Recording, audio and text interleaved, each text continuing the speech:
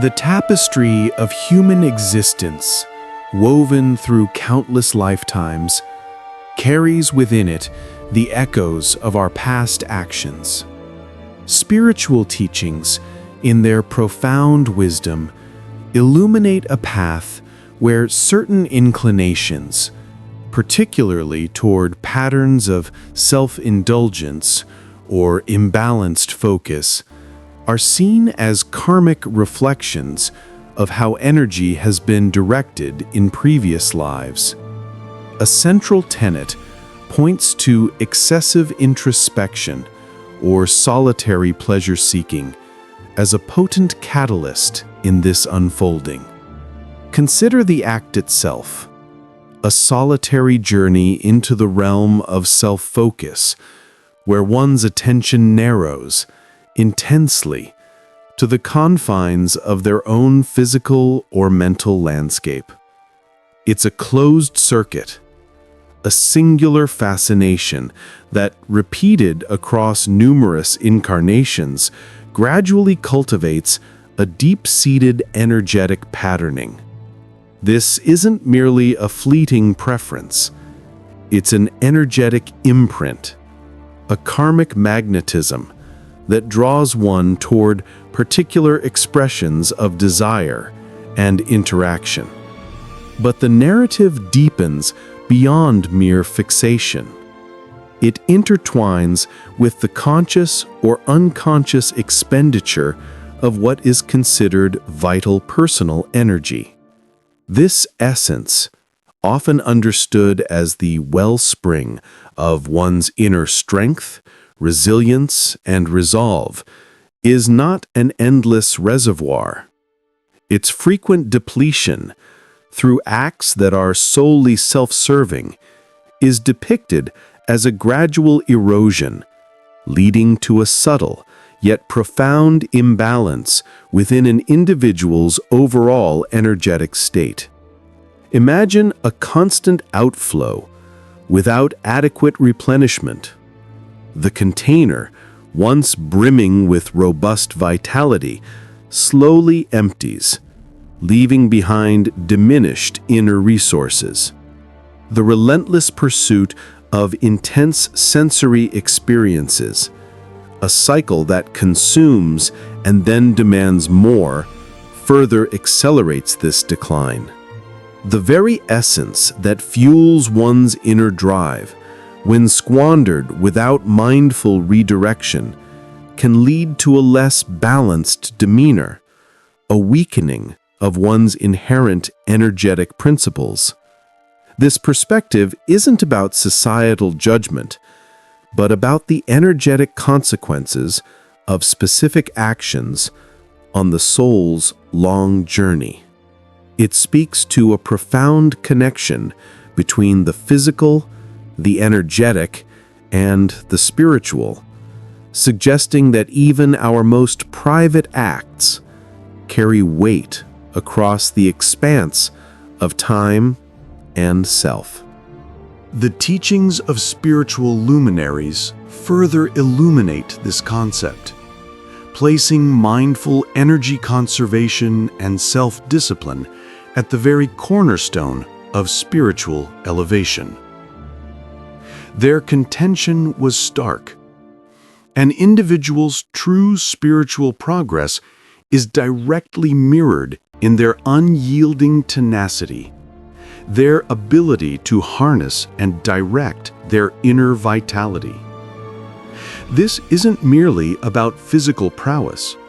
It's about the deep energetic reserves that fuel sustained effort, resilience, and an unwavering spirit. The accumulation of this inner vitality is presented as the direct progenitor of augmented energy, an almost boundless stamina, an unbreakable resolve, a deep well of resilience, and an indomitable valor that permeates every single facet of life. These are the qualities that allow an individual to confront challenges, to create, to nurture, and to lead with purpose and strength.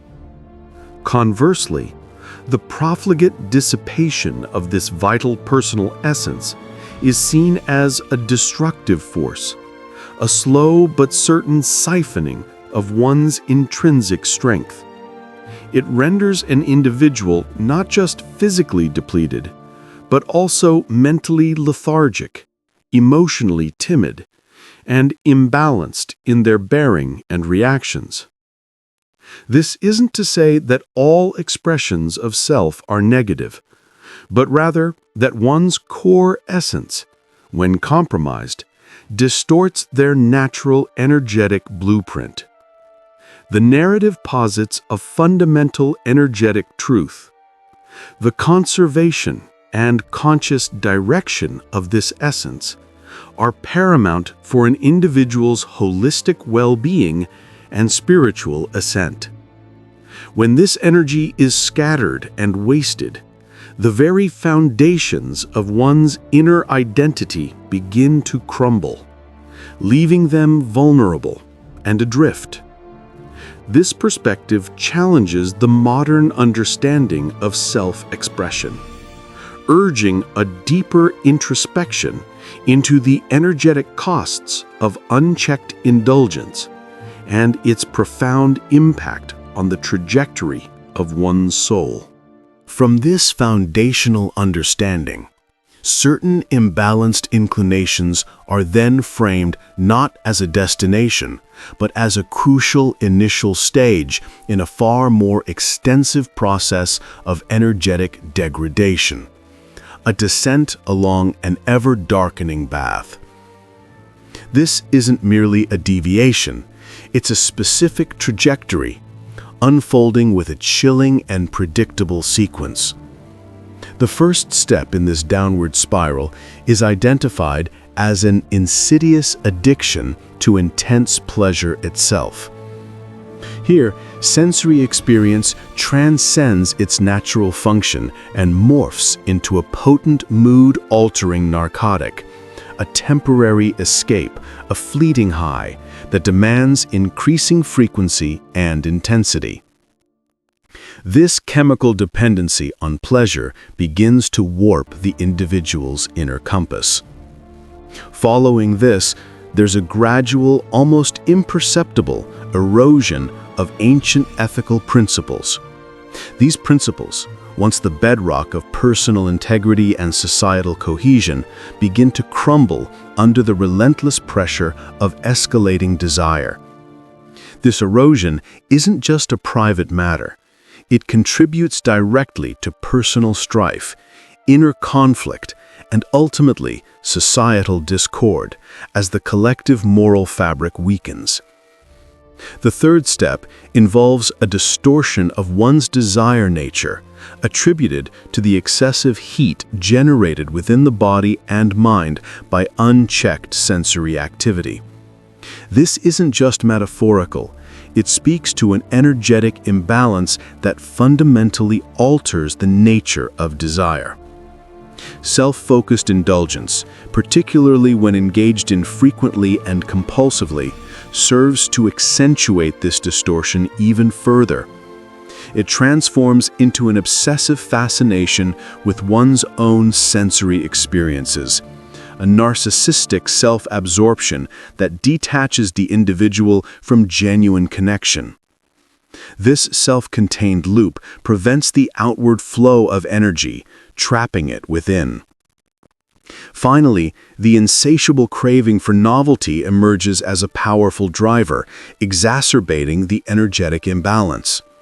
This yields a relentless, ever-hungry appetite that, as Paramahansa Yogananda so poignantly phrased it, is ever fed, never satisfied. This isn't about satiation, but about a constantly expanding void, a desperate search for something new to temporarily fill the emptiness.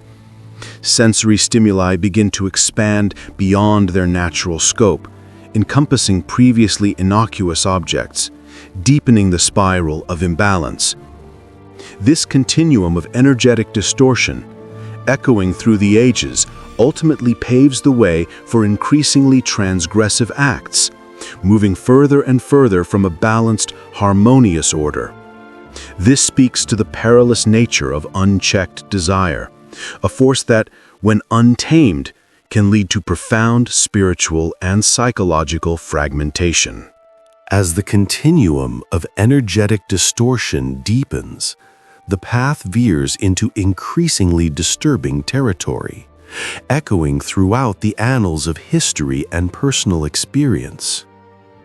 The text asserts that this progression can inevitably include forms of non-consensual acts, or those that cause harm, extending beyond the conventional boundaries of respectful interaction. The boundaries blur further, encompassing attractions and acts that are exploitative, that violate consent. The trajectory continues into the darkest recesses of human desire, including a morbid fascination with harm, degradation, and violence. This isn't a mere suggestion. It's presented as an inexorable path for those who become ensnared in the suffocating thrall of their sensual desires, a relentless magnetic pull towards the abyss. This descent into darker realms is not portrayed as an anomaly, but as a universal trajectory for individuals who consciously or unconsciously transgress the profound ethical boundaries of conduct. The implication is stark. Every individual who succumbs to excessive self-focused activity and flouts the sacred laws of ethical morality as understood within this framework inevitably drifts towards these shadowy perversions. The ultimate outcome, according to this perspective, is a complete succumbing to a destructive nature, not necessarily in a literal, monstrous sense, but as a metaphorical embodiment of unchecked destructive impulses, and a complete loss of higher human faculties. This transformation signifies a profound spiritual and psychological degradation, where the individual becomes utterly consumed by their lowest, most primal urges. To underscore this assertion, the text then pivots to examine specific characteristics often attributed to individuals who exhibit these patterns. A prominent observation is their perceived inclination towards diverse and often transient experiences, frequently involving a multitude of partners, often including those they may not know well. This is presented as a fearless pursuit of desires, highlighting a complex interplay between behavior and identity. Furthermore, it points out that those who advocate and support certain forms of unbridled exploration are often seen as endorsing and celebrating various forms of sensory exploration, including elements like degradation and domination, along with an array of unique and sometimes unconventional preferences. This phenomenon is offered as a clear illustration of the close connection between unchecked desire and the potential for a broader spectrum of human interests, some of which are deemed profoundly harmful or perverse. This part of the narrative delves into the shadow aspects, warning of the psychological and spiritual perils of unbridled self-expression and its potential to unleash destructive forces within the self. The journey into darkness, as depicted, takes an even more disturbing and visceral turn within the very architecture of the human brain. Here, the narrative descends into neurobiological terrain, asserting that the region responsible for intense pleasure shares an unnervingly close proximity with the neural precinct intrinsically associated with violent aggression. This anatomical closeness is presented as more than coincidence. It is a potential vulnerability.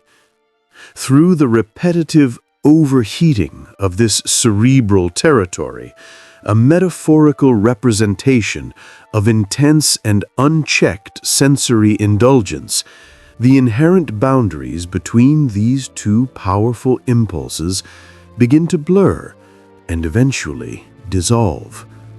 The terrifying outcome is an unholy fusion between pleasure and aggressive impulses, creating a dangerous, volatile cocktail within the psyche. Consequently, the individual, steeped in this altered neural landscape, begins to experience arousal not merely from conventional stimuli, but in response to gruesome scenes of bloodshed and brutality. This chilling phenomenon, known historically as bloodlust, becomes entangled with ecstasy. The shedding of blood and acts of violence become intertwined with the experience of intense pleasure. This unsettling convergence, the text argues, can be partly attributed to the elemental and primal nature of certain intense urges, an act characterized by forceful engagement, intense release, and deep penetration, akin to the thrust of a blade. Even in solitary acts of self-indulgence, these fundamental mental and biological constructs undergird the climactic experience, forming the core elements of this behavior and profoundly affecting the individual's consciousness. Over time, these dark elements become deeply ingrained, almost etched into the psyche. A point is reached where the mere sight of blood, or even acts of cleaving and destruction, can inexplicably elicit a peculiar arousal, leaving the individual bewildered and disturbed by their own responses. This marks a pivotal juncture, a critical decision point. The individual stands at a crossroads, faced with a stark choice: either to courageously retrace their steps, to consciously pull back from the precipice, or to completely succumb to these sinister impulses within their addiction. To succumb means a transformation into a destructive persona, a metaphorical demon, a being driven by the darkest aspects of human nature. The narrative reinforces this alarming connection by pointing out the disconcerting truth that many of history's infamous perpetrators of violence were not only gripped by intense addictions, but also harbored deeply distorted inclinations, suggesting a link between these energetic perversions and ultimate destructive acts. Thus, this ominous path, once entered, inexorably leads one down to the very nature of a destructive force. Through this revelation, we gain a chilling glimpse into how the demons of ancient lore are, in truth, birthed, not as supernatural entities, but as the consequence of a simple yet profound violation of what is presented as a primary ethical law. This is the dark truth of the shadow self when allowed to fester and consume. Yet, even after venturing so far into the depths of darkness, a profound message of hope and potential for transformation remains. Just as a sustained indulgence in unbalanced patterns can lead one down a treacherous path, the reverse also holds true. The rigorous path of self-discipline and mindful redirection can, indeed, pave the way for a return to a healthy, balanced state of being. The overwhelming and deviant desires that once consumed an individual may, with consistent effort, gradually diminish in their intensity and grip. Consider, for instance, an individual who courageously embraces self-control and engages in ascetic practices. The text posits that they may eventually find themselves naturally drawn to balanced and wholesome connections, signifying a realignment with a more harmonious energetic flow. For those who have tragically fallen into even more disturbing patterns of attraction, such as toward harm or violence, the potential for regaining a wholesome nature is still presented as achievable. This requires an even more rigorous pursuit of self-discipline, asceticism, and, crucially, intense meditative practice. Individuals who have journeyed so far down this dark path understandably need to exert far greater effort and dedication to cleanse and heal their minds.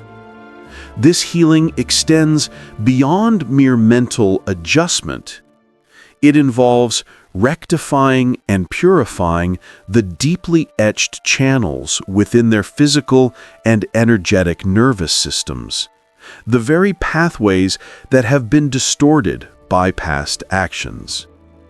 However, the power of transformation is not solely dependent on individual effort. With unwavering faith and the profound austerity of meditation, the divine Shakti, the universal cosmic energy, is capable of facilitating deep and sacred healing. This isn't just about personal willpower, it's about tapping into a higher benevolent force that can undo the damage of past transgressions. With faith in a true spiritual guide, the dedicated practice of meditation, and a steadfast commitment to renunciation, an individual can undergo a profound metamorphosis, emerging as an entirely new being, reborn from the ashes of their former self. As Lord Krishna once conveyed in the ancient scriptures, even the gravest of sinners, those who may have committed the most heinous acts, can find ultimate purification and redemption through the transformative power of meditation and sincere spiritual practice. Just as a strong boat carries one safely across turbulent waters, meditation serves as a vessel to cleanse the soul, allowing it to ascend toward higher states of consciousness and profound spiritual growth. It's a journey not of chasing the light, but of confronting and integrating what was buried in the dark. Explore the raw truths of human psychology, addictive patterns, rejection, and the shadow self. Guided by Jungian thought, dark truth therapy is where individuals begin to heal, not by chasing the light, but by confronting what they buried in the dark. Like this video if you resonate with these deep truths, and subscribe to Dark Truth Therapy for more insights into healing and the shadow self. Your journey to self-awareness starts here.